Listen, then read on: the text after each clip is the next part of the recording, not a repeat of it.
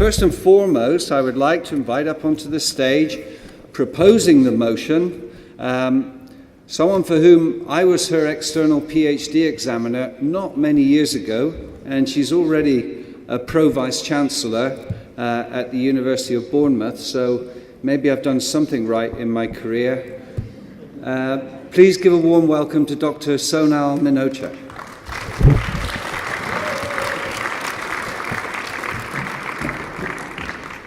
Sonal has done this before. Yes, you did, at Maple. And I would also like to invite up to the stage a good friend from a competitor university, and we're all supposed to be very fierce competitors in Hong Kong, but actually we're not. Please give a warm welcome to the person opposing the motion, Dr. Alison Lloyd, Director of Institutional Research and Planning, Polytechnic University, Hong Kong. I thought you'd run away for a moment.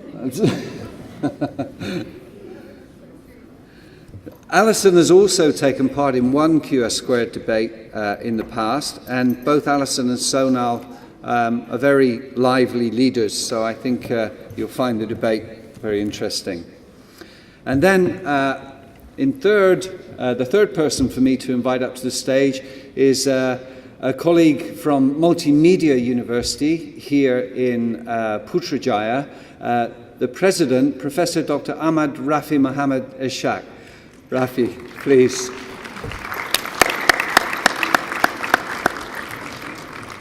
I hadn't managed to see you this morning, so I was worrying whether you'd run away, but glad you haven't. If the two proposers could, yes, you've done it already. Proposers are sat together. And then last but not least, Associate Professor Dr. Khairul Salleh from Uniten here in Putrajaya. Dr. Khairul, please.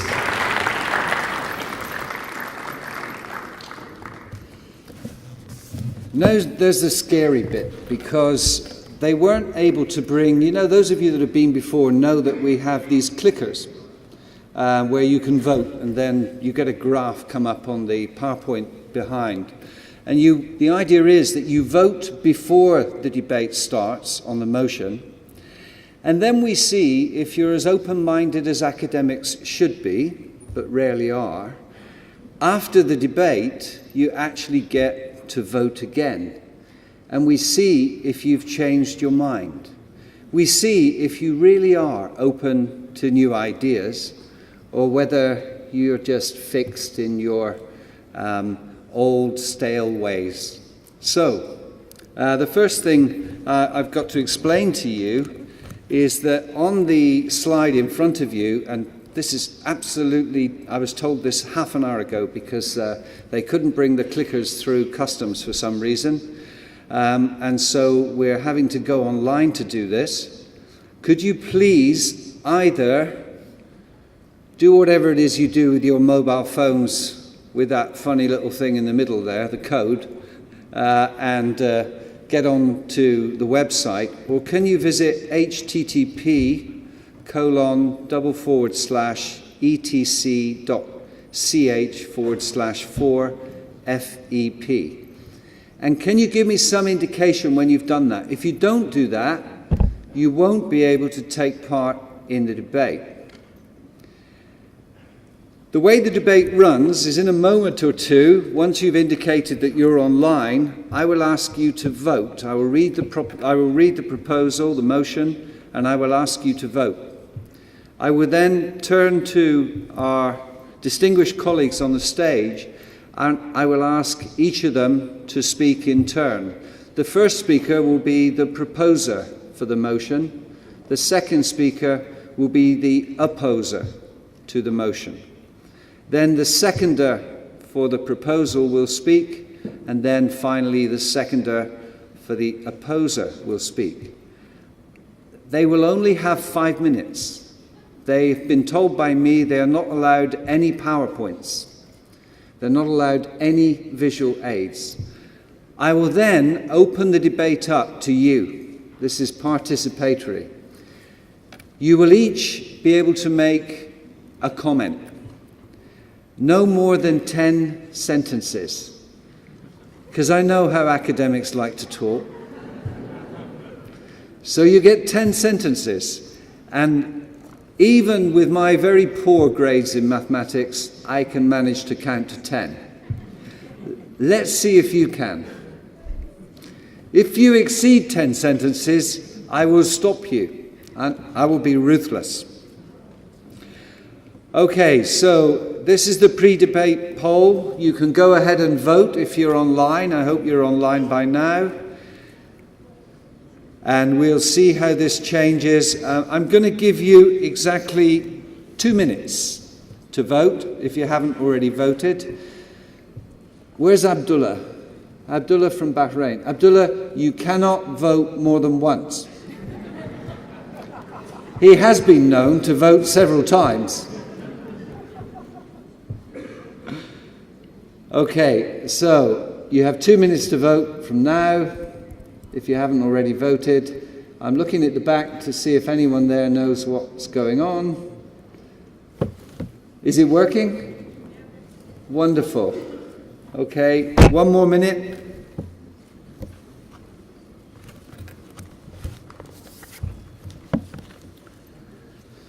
I didn't even get a chance to read out the motion, but for those of you that haven't got this in front of you, the motion is: a university without global aspirations should not be classified as a university.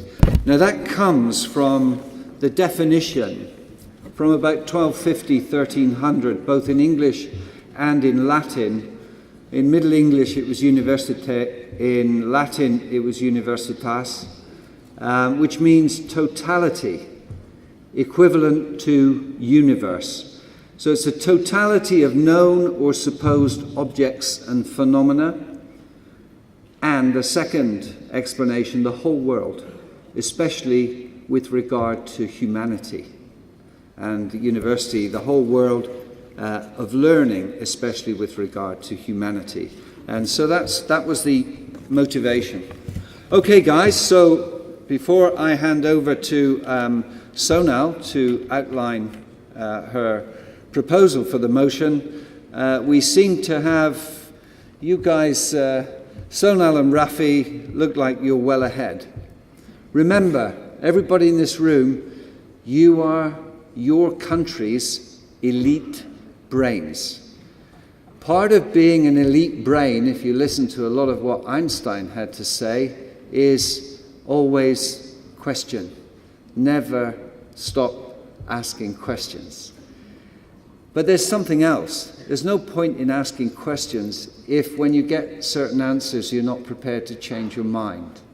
So let's see how agile and flexible your minds are when we take the vote at the end of the debate.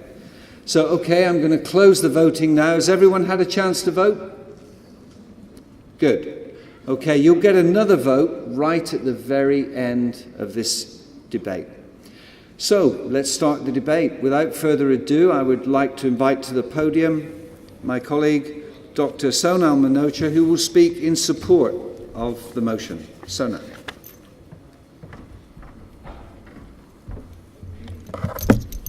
Thanks, Kev. Before you start timing me, which I'm sure you will very shortly, just a quick correction.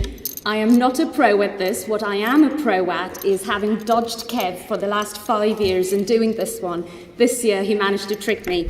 I am addressing the 29.6% of you who are not convinced about the motion. So the motion, as Kev stated, is a university without global aspirations should not be classed as a university at all. So I could get into semantics, but borrowing from who is a pro at these, Professor Kingsley Bolton, who we missed today, he said a couple of years ago at one of these that our opponents will need to get into the semantics of a very provocatively titled debate. I don't think I need to resort to that, but I will resort to revisiting what is the very essence of a university. Of course, we could look at the definition that Kev mentioned, but being an academic, I obviously have come up with my own. So you can quote me in the future on this one. Here goes. A university for me is a hub for developing people, our students primarily, but of course also our staff. It is also a hub for driving places.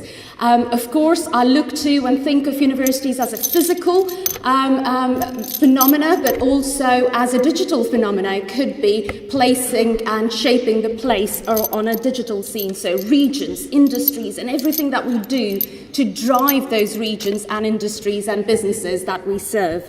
So delivering and driving traction in our places. And lastly, through that combination of people and places, to deliver impact and traction on our planet. So that, for me, is a definition. I'll probably send you a more crispier version of it if you want to quote me on that. So let's agree that the core purpose of a university is to develop our people, our places, and our planet. And if that be the core purpose, how could we imagine a university that is disconnected or separate from global aspirations and global attributes? That is the very essence of a university. So 29.2% of you, I hope you agree that that is the central purpose of a university. And if you do, then the global argument is already won, because our people, our places, and our planet are not separate from the global society that we live in. So, those three arguments, very simple. I know Kev will have his bell ringing very shortly. So people, we know that 4 in 10 graduates by 2020 will come from China and India. So me, back in the UK, can I just afford to develop our students to compete in the UK marketplace when that marketplace for jobs, for careers and businesses would be a global one? We can't afford to. 4 in 10 graduates will come just by population alone, leave alone the talent argument, which is also a very important one to make. 4 in 10 will come from India and China alone. Global marketplace for people development, the very essence of our universities. The place argument. I don't know statistics here in ASEAN, but back in the UK, our universities employ over 400,000 people, contributing some £36.2 billion to the UK's economy. And I'm sure similar statistics exist for each of your universities and indeed for each of your regions. So universities are playing a central role in driving that rapid urbanisation, but also development for our regions in servicing businesses, industry, and so forth. That was the place argument. Planet. The 12 Millennium Development Goals. Can we, in each of our universities, afford not to be engaged in and delivering the research, the interaction, the human talent that is necessary to address those goals? That, for me, is the very essence of what universities were and are about.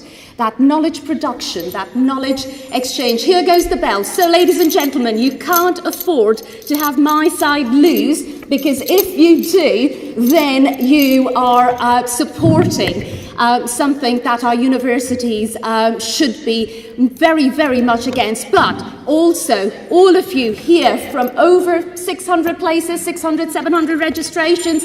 I don't follow rules, I'm Indian, so I won't shut up. I appeal to you to preserve the essence of QS. Our universities are global entities, and that is what we are here to serve as educators and managers. I will shut up now. Sonal's a great advert for empowering women. You don't need to empower Sonal. Okay, without further ado, incidentally, the bell is a 30-second warning, and then it rings continuously when the 5 minutes are up. I forgot to explain that. Let me now welcome to the podium another very powerful speaker, Dr. Alison Lloyd. Please give her a warm welcome. Speaking against.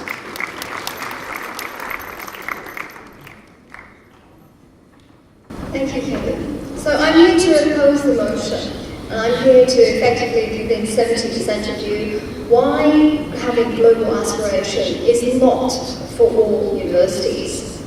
Having global aspiration has unfortunately become synonymous with having what we call world-class universities. Just what is a world-class university and by whose standard is that? The world-class university definition is totally ambiguous. What can we confirm is that often global aspiration is not something that is self-proclaimed, but needs to be recognised on the basis of some kind of international recognition. With the proliferation of league tables, whether or not a university appears in them has become a shorthand for being world-class. But in reality, this represents a very small handful of elite universities, often primarily of Anglo or American in nature, and often being very research-intensive. And this often begs to question whether pursuing global aspiration is actually tantamount to elite Western, and therefore inherently is biased against the cultural traditions of tertiary education in non-Western countries. So is it necessary that all universities embark on having global aspiration? Sadly, the focus of global aspiration has taken on a life of its own.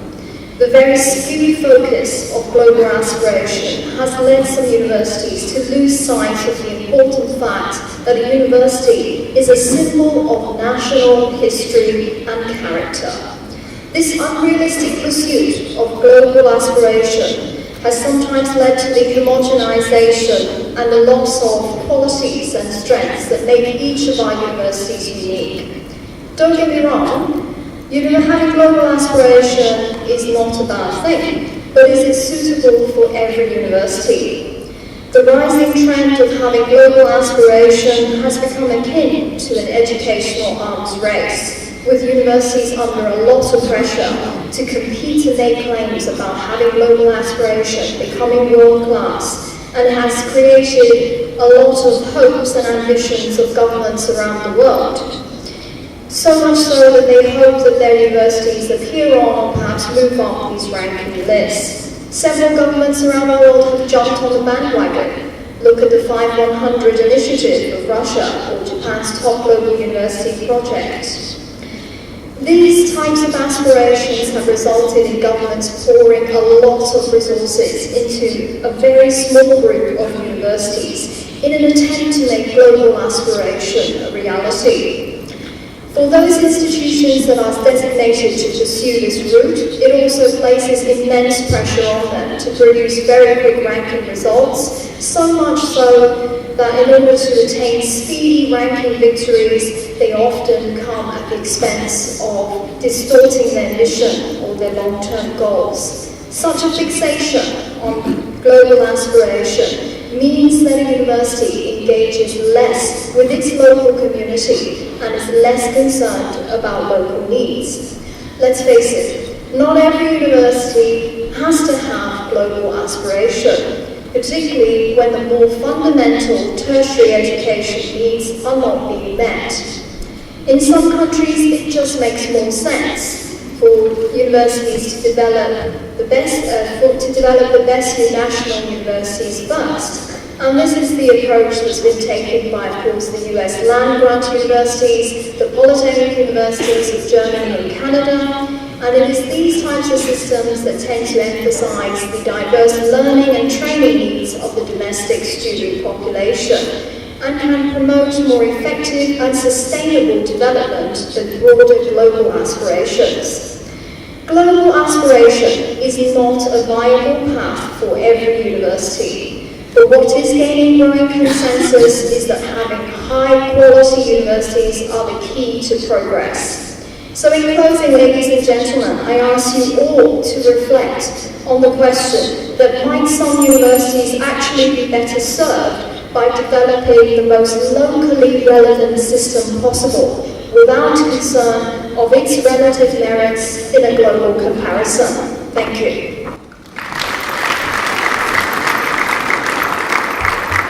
Thank you very much, Alison. You've heard two very powerful arguments on both sides of the debate. We're now going to hear the seconders. It's my great pleasure to invite up to the podium Prof. Rafi from Multimedia University, the President of Multimedia University here in Putrajaya. Prof. Rafi.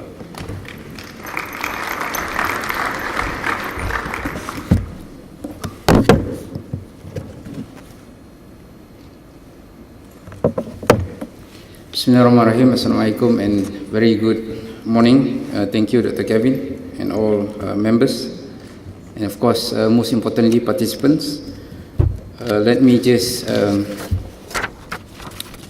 position the debate. A university without global aspiration should not be classified as a university.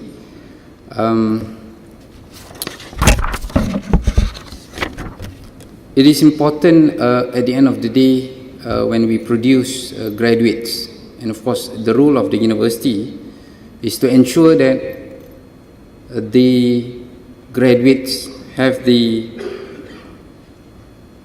idea, and of course to cover holistic graduates who fits the requirement of the industries, and most importantly, of course, to lead and of course to manage global demand. So that's very important. Let me just share with you on the things there is one research actually, even you can download now, on the drivers of change. I will highlight 5 basically mega trends that basically will transform higher education nowadays. Maybe in the early days, I do agree to a certain extent that yes, we can call a university and it is very localized.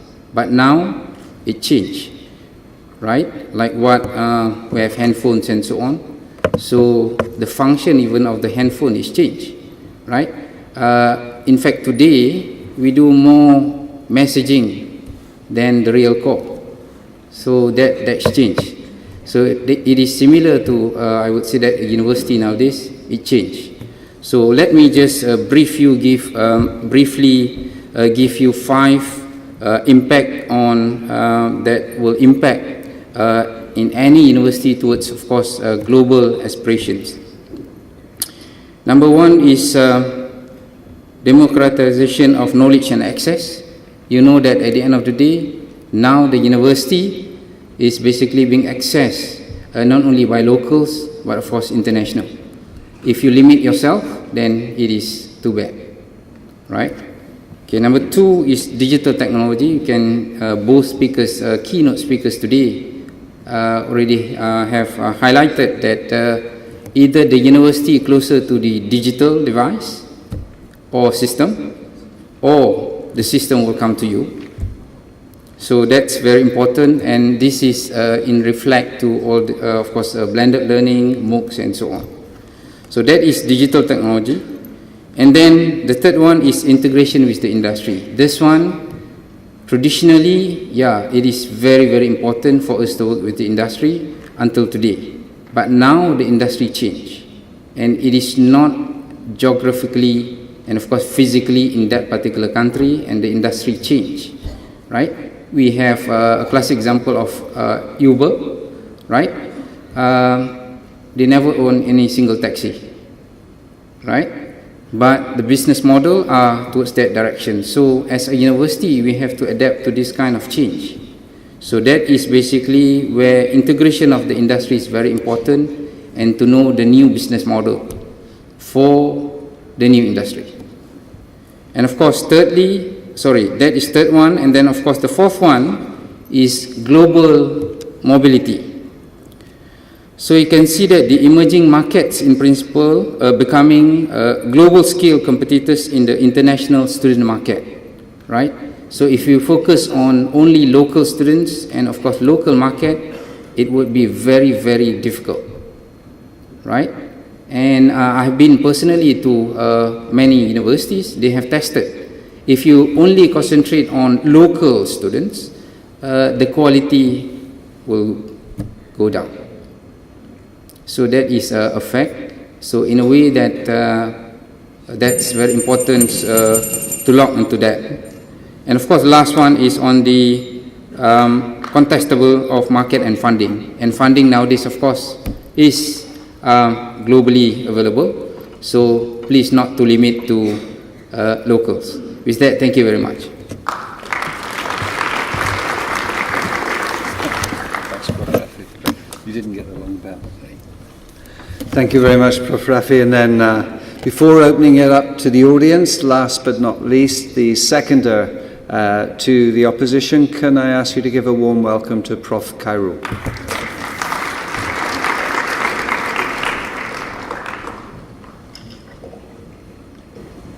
Thank you, Kevin. Assalamu alaikum warahmatullahi wabarakatuh. Very good morning. Still morning, sorry, it's afternoon. So good afternoon to everyone. So my name is Khairul. I'm the seconder for the team opposing the motion today.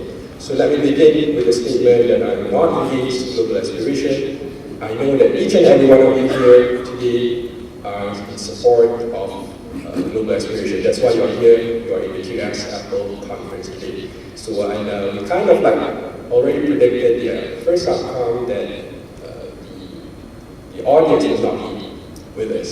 So it's actually a daunting task for us to try to convince you otherwise that having global aspiration is not necessary for a university to move on. Okay, so correlating global aspiration to university rankings, although it has its good sides, we must realize that universities are established based on local needs first and global aspiration is a secondary. So all establishment of universities are normally took place with the let's say government policies and so on, so that to actually thrive and develop the work skills, workforce of that particular nation. So definitely when we develop a university, we look at our local problems, issues first, and then subsequently, of course, as the university improves, as years pass, of course, we move towards globalization. Okay, so when we look into the definition of a university, what is actually a university? There's no such term, global aspiration, as a part of the definition of a university. So, but of course, in terms of establishing a university itself, we do things like benchmarking. So our syllabus, we try to benchmark with other reputable universities. So in a way, basically we are all global, because if let's say we talk about engineering programs, you have here in Malaysia and what you have in let's say UK is more or less the same, because we look at this syllabus, let's say for mechanical, then we are looking at mechanical engineering syllabus. So definitely there should be some global aspiration as we develop our syllabus. But having said that, is it necessary to, let's say, for a university to put its vision and mission so that it can achieve global, to put some term on to reflect global aspiration or not? So maybe, is it merely enough to reword the vision and mission of the university so that it sounds global? Or is it enough by having a strategic plan, say a 20-year strategic plan that can realistically bring you to the world level? Okay, so all this, how do we actually quantify global aspiration? Is it through the participation of universities in the world ranking system? Maybe, maybe not. Okay, and having said about this university rankings, how many of the universities are currently in the ranking system in the world? According to various sources, the number of universities in the world can easily go above 30,000 in numbers. So that also depends on how you define the term university. There's a lot of universities, ladies and gentlemen.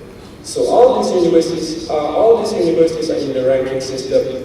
I think not. So a lot has to be thrashed out first before you can consider putting global aspiration as a requirement for any university for it to be classified as a university. Okay, and talking about the ranking system, of course, we try to strategize ourselves to actually achieve a better ranking in position in terms of position. And when you do that, in terms of research, let's just focus about research. So when you do research, when you want to have more number of publications and more number of citations, naturally you will go along with the trend, okay, on frontier research, for example. But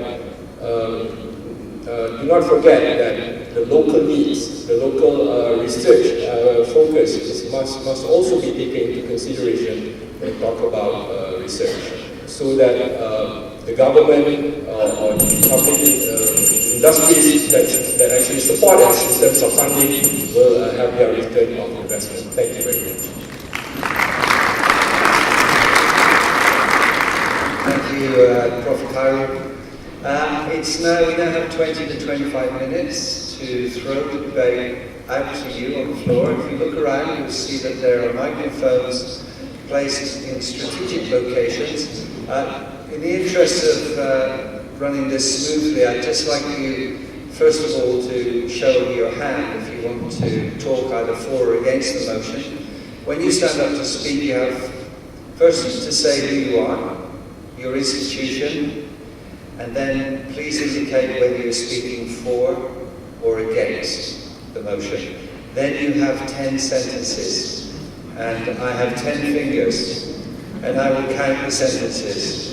And don't forget, making a sentence longer is not necessarily the best way forward. So can I throw this open to those of you on the floor? And yes, ma'am, perhaps you would like to be the first to speak. Please go to the microphone.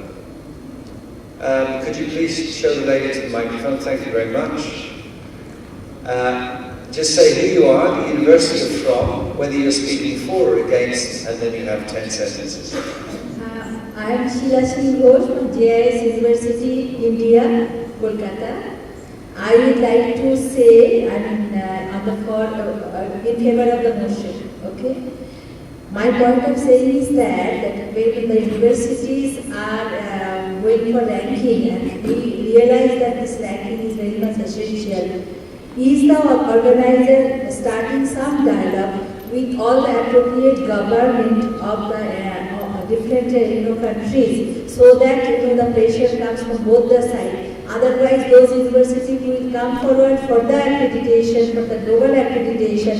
They won't get the same weightage. Again, the amount of efforts they are putting for the accreditation. So we believe that accreditation is highly essential, because that takes everybody is in the same platform, and that should be in the global sense it should be very much important. So attacking from both the sides. I'm going to stop you there because you've used up your 10 sentences now. Oh, I'm sorry. Thank you very much. That was a very good point. Thank you. Thank you. And thanks for being brave enough to be the first person to speak. Thank you. So we've had one comment. I need a show of hands. I see someone standing by the microphone. Please don't stand by the microphone until you put your hand up. But sir, you can go ahead. Please say who you are, which university. Thank you. I'm Ahmad coming from Ahmad University in Lloyd. I'm not for nor against. That's an academic answer. I think you have to be local and have to have a balanced approach. Any of the two extremes is really dangerous for universities. If you are only local, you're isolated, your impact is limited, and you lack on innovation. If you're only looking at the global, you're like a tree extending branches in the sky without rules. We have to be local. Thank you. So that sounds like you were speaking for. Anyway, that's my interpretation of what you said. Any other people like to? Yes, sir, please go to the microphone. I'm looking over this side because you're all very quiet, so get ready to contribute. Go ahead, please. Good morning. My name is Dr. S. Director, ICFA Business School, Hyderabad, India. I am pro for globalizing the education system. Yes, the product market is globalized today. Education market so far not globalized. Instead of calling it as a new university as against the first two speakers, I always say the university should have the characteristics of modern university. The modern university should have a position to integrate the TRICK, teaching, research, institutional development, innovation, community development and knowledge sharing. If any university is able to integrate this five, having a global concern, then that university can be coined as a global university or a modern university. Thank you. So I am proud. Thank you very much. Thanks. You've used up your 10 sentences. Very well done. Thank you. Can I just ask, anyone here from Thailand, maybe from Mahadum, who could comment on those universities that have a much more local mission and vision? I'm thinking of one or two of the universities in the rural areas of Thailand. Would anyone like to make anyone feel able to comment on that? Or even Indonesia, where some of the universities have a much more rural local mission. Well, maybe later. CT.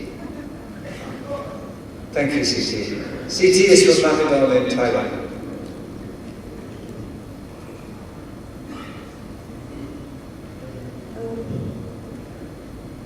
Even though we are in Thailand and somebody will say most of the countries are rural, but Thailand has a policy to be global. So I don't know which side I'm supporting. But that's the fact. Okay? Thank you for asking. Thank you. Okay, anyone from over on this side of the argument? Anyone over here? Yes. No, it's all this side. What's wrong with you?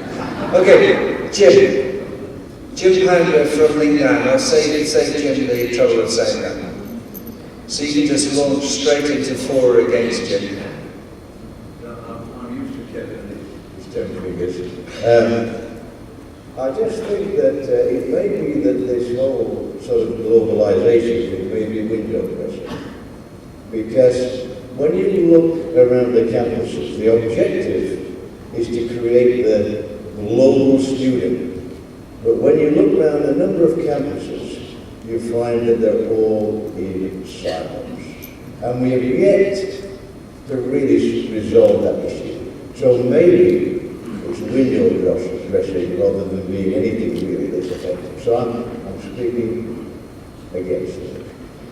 Thank you, Jim. That's a very interesting argument. Is it real? What we do, or do we attract students to our campuses and they just spend their time with people from their own country or region? So, you've been very patient.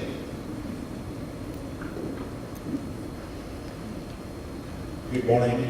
I am Dr. Vijay Bhaskar Chaudhary from Madanapalli Institute of Technology and Science, Andhra Pradesh, India. I want to oppose globalization on two basic points. We have seen examples, especially India and less developed African continent. In India, most of the allied institutions are producing people only for doing jobs abroad.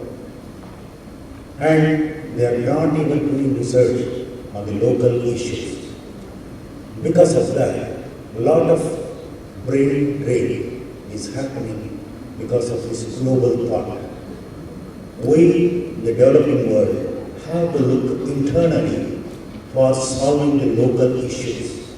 We have a whole lot of issues in the African continent, and all the best talent from African continent is going to serve the Western world, so-called urbanized and developed world. So unless universities look into in their own countries and solve the problems, the whole lot of education is not going to serve the purpose of education at all. Thank you. Thank you. That's a very strong point. Very well made. The brain drain, because quite often some countries that don't pay the same sort of salaries and provide the same standards of living find that they train people who then go abroad and don't contribute to the society which help to educate them. Prof. Abdullah, I can see that you're chomping at the bit.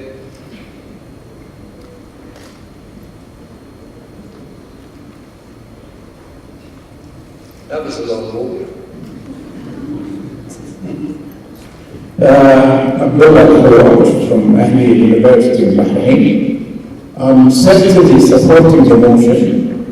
In fact, Ahmad University, a part of the logo that says, your global future begins here at Ahliya. And I'm a believer, of maybe integration and that the graduate of any university should be able to compete at the global level rather than just, because then these local universities in some of the countries have to be according to the new regulations, world regulations, rather than just local. So I believe I support the motion, and especially, with the beautiful lady there, also one of Kevin's production producers. So Thank you. So Thank you. I think you better sit down before you get us all into a lot of trouble. Thank you. Yes, ma'am, please.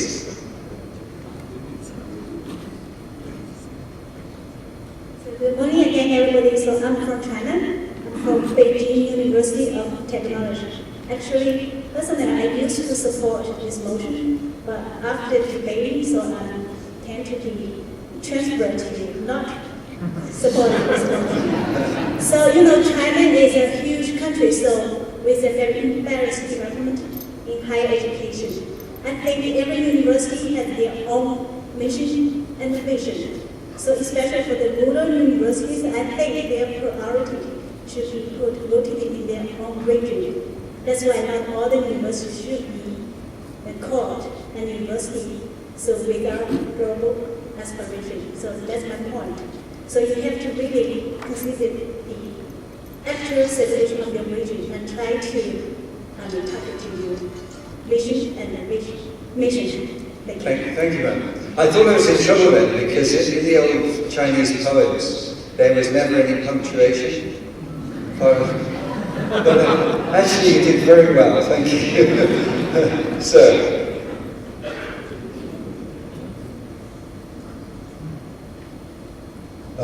Good morning, everybody. Good afternoon, rather. I am from India, and this is the ICFI Foundation for Higher Education. India has 1.25 billion population. It is home to 20% of the world's population. It's a mix of Brazil, Mexico, Hong Kong, Cuba, Thailand, Italy, Turkey, Egypt, Canada, Argentina, Philippines, Vietnam, Iraq, and many other countries. How far can we globalize? If we cater to our own people, that is enough. Should we globalize any further? Thank you. Thank you very much. There's a gentleman here, and then, please sir, and then I've got two more here, and what's wrong with this side? Sir. I can help you with the answer to that, Mr. Chairman. There's a gentleman in the far side who will remain nameless from Taylor's University, who's a very well-travelled professor and visiting professor, and he's worried if the negatives get up that he'll be out of a job. And on that point, would everyone please stand up? Oh, sorry, my name's Chris, I'm from Kaplan in Singapore, I should have said that first. Would everyone please stand up if you were born, you were living in a country from whence you were born, and you were working in a different country? Can you all please stand up?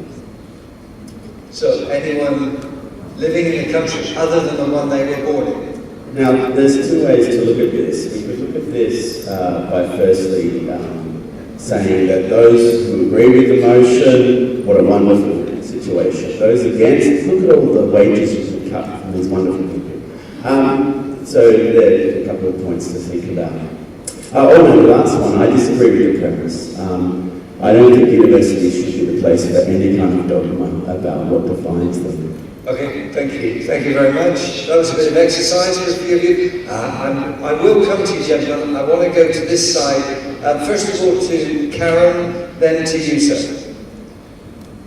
Karen Inam from Nusantara in Jakarta in Indonesia. So you can go straight into for or against Karen. Okay.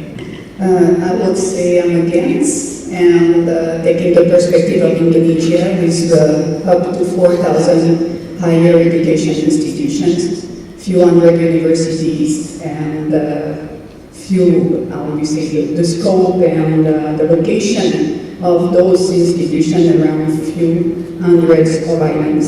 So I would, it's depending on the level of development, the objective and the vision of the country, and the capacity of each university as well to build up the economy, and it's done by local development. Thank you. Thank you very much. Thank you. Sir. Good afternoon. I'm Simon McCardo. I'm the director of the London campus of the ESCPD Bureau of Business. I manage faculty, so therefore I'm not inclined to disagree with anybody. But I was one of the 29% that opposed the motion. And I think this fundamentally is about language. We could solve the debate. If we substitute the term aspirations with perspective, there's no debate. The problem is that aspiration is too strong a term. It sounds dogmatic, and it represents a value system that is biased and ultimately Western in its root character and orientation. So we solve the debate by changing one word. Thank you. Thank you. I love the way academics always dissect every minor detail of a statement in that way, and it's a reductionist approach, I guess. Now, before I come back over there were two gentlemen here. Yeah, one here, one at the back, who are very patient. Sir, if you'd like to come. Actually, you guys on the stage, I'm going to cut your summary to 1 minute each, so that the main group can have more say. So. Good afternoon. I am Chandrasekhar, I am a Pro-Vice Chancellor of Waitlake University from India. Ensuring the right combination of knowledge, skills and values is the basic tenet of education. Global mobility and international perspective are the envisioned outcomes of this particular principle. In my own country, India, close to 78% of the contemporary research focuses on information technology and in the recent times microelectronics, MEMS and MEMS technology, while 60% of our GDP comes from agriculture. So you can see the basic disconnect between the high quality education in the country vis-a-vis the expectations of the state governments, the municipalities and the nation governments, which are the who are making the mission and vision statements. So while ensuring the global mobility, it's a must that there should be a local connect. So I tend to disagree with the theme. Thank you very much. Very succinctly put. Sir, you're ready. Good afternoon. This is Wissam from the Islamic University of Gaza in Palestine. I think it should be both. The university has to have local agenda and global aspiration as well, where we are talking now about global issues like global warming and climate changes, what the influence is on the global scale. So it should be on both levels. Thank you. Thank you very much. And there are lots of names, lots of hands for that. Jim, first Jim Lloyd, then I'll come back to other colleagues. I'm Jim Moy from the University of South Florida. The word Florida is key here. The state of Florida recently was key in the American election that turned the tide toward Donald Trump. I see the election of Donald Trump and the recent Brexit vote as a sort of movement toward a kind of insularity that moves away from central, moves back away from a sort of global perspective of the world. And within this context, I should say that is perhaps not a good move. I am a product of the 1960s and 70s, where they used to say, think globally, act locally. Thanks, Jim. I'm just looking around. There are two gentlemen here on the same table. Al-Farabi from Kazakhstan. Come a long way, a very long way. From Al-Farabi International University, Kazakhstan. I partly oppose this point. I think this discussion is somehow for ministers or governors that they are very ambitious of bringing more universities to the global stage, but the cost of economy and the cost of building world-class university has its own thresholds and in terms of having those capacity inside. So I think this global aspiration is for all limited universities that so that's my point. Thank you very much. Thank you. Sir.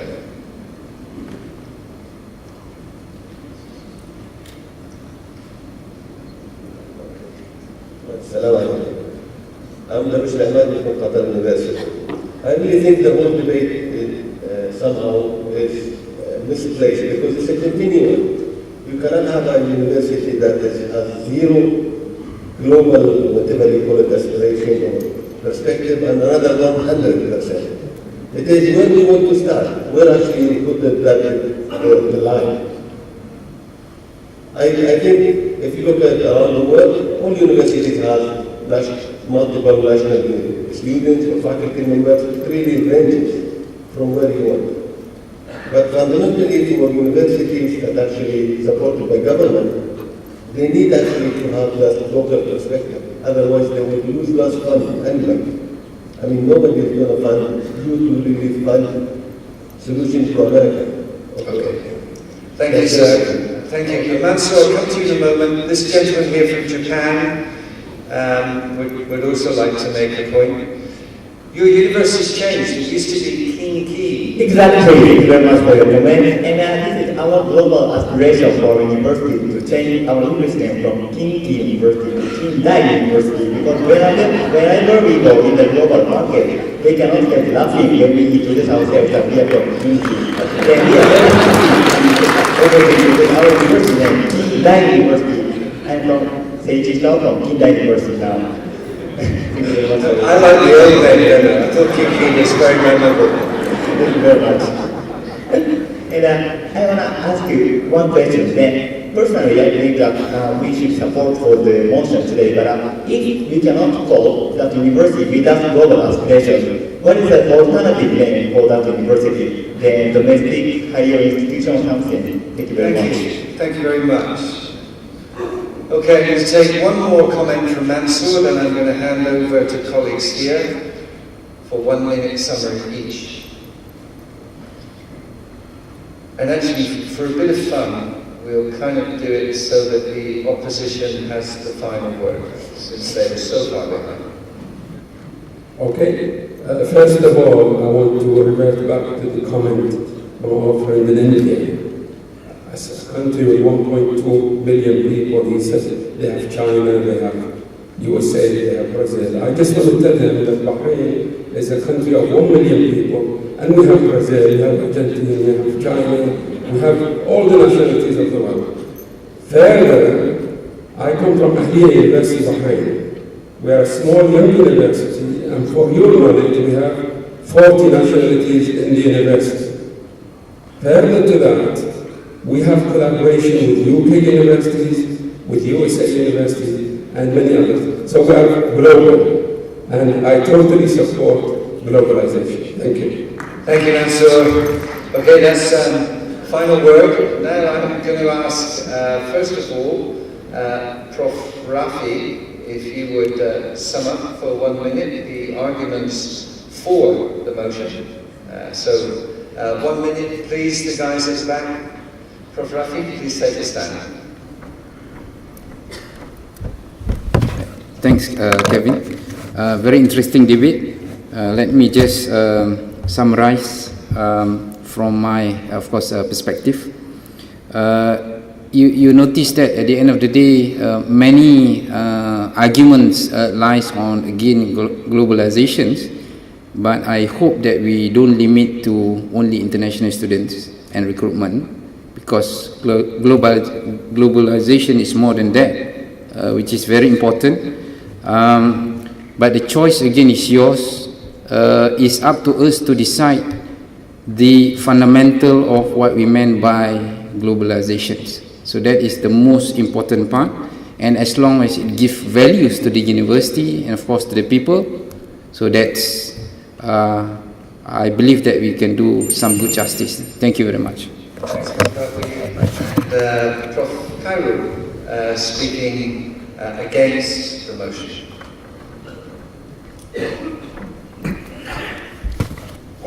So I would like to ask and urge everyone to think about the fate of the universities if, let's say, we say that global aspiration is a necessity for a university to be called a university. Imagine what happened to these universities that doesn't have global aspiration. So what should we call them? So I think all the things that are going on in the world, of course there's a need for us to be global, but of course certain universities, they are very unique. They really focus on the local needs, the local aspiration, so don't count them out. I think it's also important for a country to rely on the universities to ensure its economic growth. So it's all about local first and global next. So I think hopefully everyone will support the will be with me to actually oppose the motion. Thank you. And now I'm going to ask Sonal to speak for the motion summary.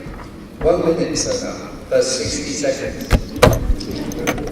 I bow to the experience of the opposition, but they founded their argument on 3 flawed arguments. First one, globalization somehow equals homogenization. I don't buy that.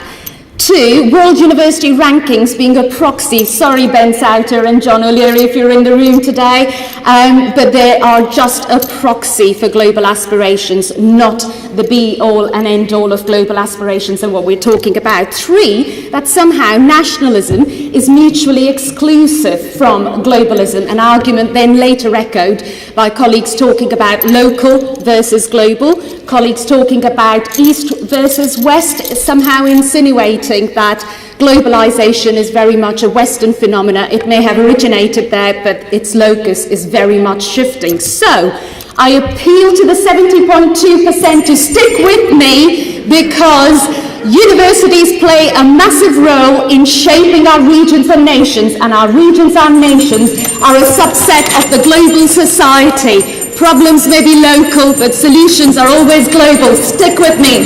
Thank you, Sonal. Can you imagine what the PhD exam was like? I still remember many years ago. And last but not least, can I ask Alison to sum up the opposition, please? While she's doing that, can you get your phones ready, but don't vote yet? Ladies and gentlemen, global aspiration is simply not a realistic pursuit for all universities. It advocates universities to pursue modelling of only the top-ranked universities. But every university has its own unique identity, its own unique mission and vision. It is undeniable that for every university, one of its major stakeholders is the local community. And its undeniable role is to nurture and to develop local talent. So I urge you to change, for those of you, the 70% of you, to change and to see that in fact global aspiration is simply not a panacea for all universities. Thank you. Thank you. Thanks, Alison. So, actually, the chair is supposed to be impartial, but I'm going to step outside that impartiality for a moment.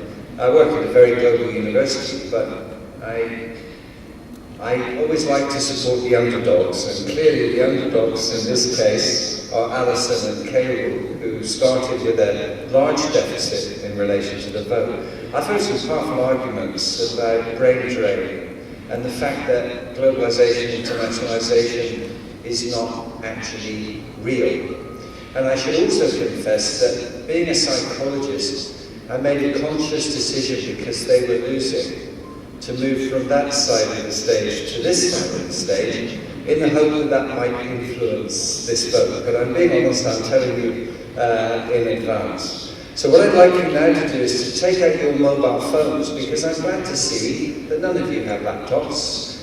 Maybe it's just in Singapore, but in Hong Kong, it's mobile phone city. It'll only be a few generations, and kids will be born with one stuck to their ear. I'm quite certain. So please take out your mobile phones. I would like you now in the next minute to vote either in support of the motion or against the motion, and we'll compare it with the initial vote. Let's see how open-minded you are.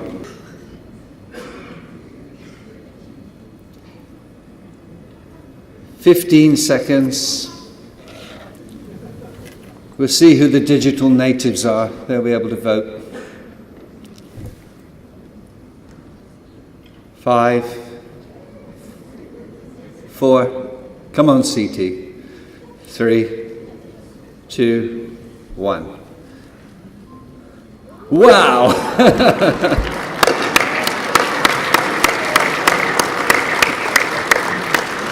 Well, congratulations, Alison and Khairul. And those of you that spoke against in the audience. Maybe this is just another Brexit or another Trump wall that's gone up. Absolutely wonderful. What it proves to me is that the future of our globe is in good hands because you are all prepared to listen and change your mind. So without further ado, I would like to congratulate and thank Alison and Khairul for their contribution. Well done. Please give them a round of applause. And commiserate with Prof. Rafi and Dr. Sonal for failing so miserably. Thank you very much and enjoy your lunch.